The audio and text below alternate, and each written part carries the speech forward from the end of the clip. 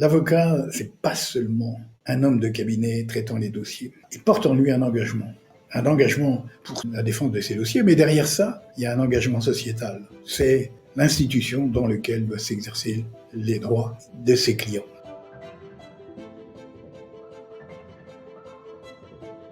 J'ai terminé mes études secondaires et je voulais être médecin.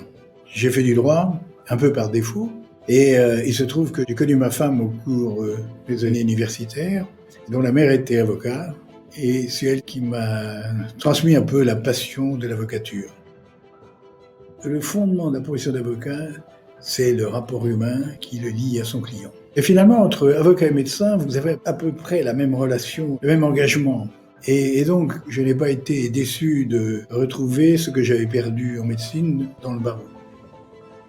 Le plus grand succès que j'ai pu avoir dans ma carrière, c'est peut-être pas comme avocat plaidant, mais c'est comme bâtonnier ou comme président du Conseil des barreaux européens. Et à l'occasion de mon bâtonnage, j'ai découvert que les questions qui affectent le concept d'avocat à la fin du XXe siècle, il était en fait en construction avec des grandes organisations comme le Conseil des barreaux européens. On avait une problématique sur les questions de société en France, sur la place de l'avocat en France, sur la question du secret professionnel, sur la question de l'organisation de la procédure pénale. La France, en matière pénale, était très très arriérée parce que la place du juge était très forte. Le juge d'instruction pouvait mettre en détention lorsqu'on ne lui disait pas ce qu'il voulait entendre.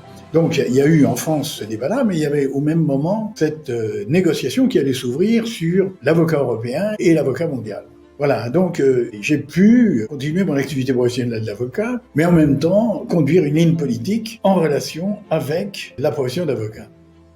Il faut, pour un jeune avocat, avoir cette force pour rester soi-même et ne pas être abattu. Parce que quand vous gagnez un dossier, vous êtes le maître du monde. Quand vous le perdez, vous êtes le plus nul. Également, l'investissement personnel et le courage sont des vertus qui devrait permettre aux jeunes avocats de réussir pleinement.